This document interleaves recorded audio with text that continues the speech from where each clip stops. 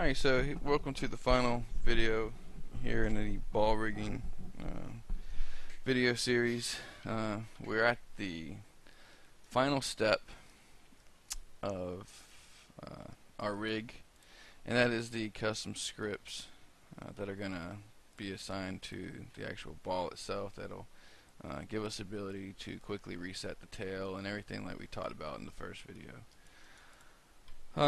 First thing that I'm going to do, this guy is way too big, so I'm going to shrink him down.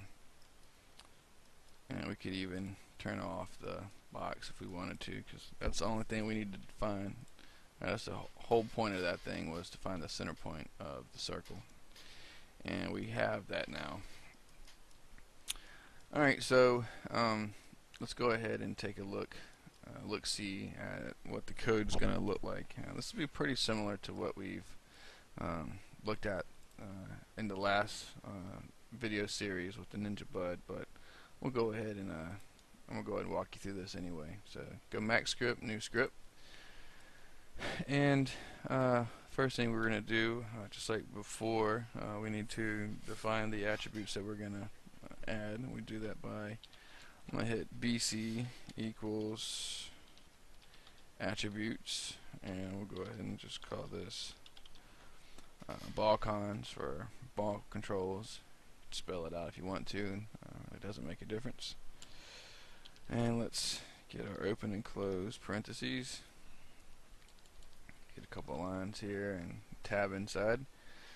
The first thing that we want to do is name the rollout that, or create the rollout that this thing is going to have when we assign it to the attribute holder. So we'll say rollout, and what are we going to call this rollout? It will be tail R for tail rollout, and we're going to name it Bauer Ball Controls.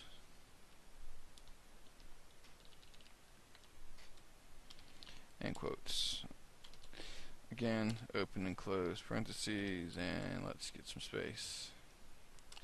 Tab inside. Alright, so when we add this, we will add, the first thing that we'll see is a rollout called Bauer Ball Controls. The next thing we want to do is we want to create excuse me, the global controls for, like, to show the tailbone, to hide the tail, to show all the controls, hide all the controls. And we're going to do that by saying group, let's say global UI controls, the interface controls obviously, open and close parentheses, tab inside. And you'll see what the group does. The group gives actually groups this segment of whatever we're going to add, puts it in nice little boxed lines. It's really kind of cool. So we'll say button, let's name this something like show UI, which this will be the one that when we click it, it'll bring out all the controls that we possibly have for this ball. And on it, it'll say show all controls. Then we will have obviously the opposite, so hide UI. It will say hide all controls.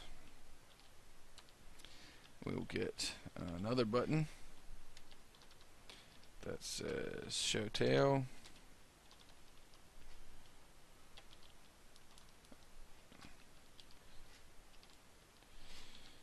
And one more in here that says hide tail, obviously.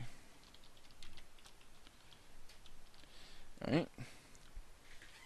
So these will be the global commands, quickly bring out everything that we have that is animatable, or hide everything, or we can actually choose to let the ball character have a tail or don't have a tail.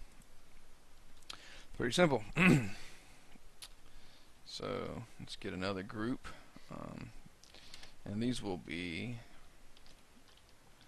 our reset controls.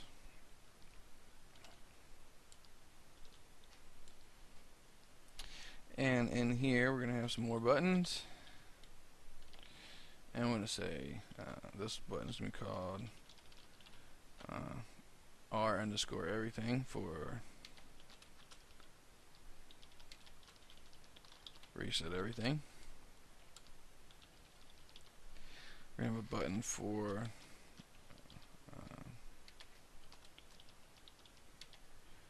reset the tail. Button for we just want to reset the state of the ball. And I think I'll just go ahead and tag in here tail controls and ball controls. And we'll have one more. We'll call this one center, and this will be the one that says center to the world. Alright, we're almost done here with our groups, our main controls that we're going to have. One more, and actually we want this one. So we have our local controls.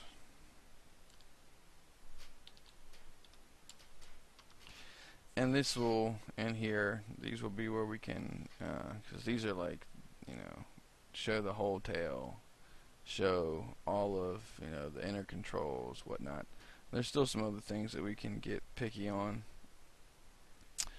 So inside of local controls, we're going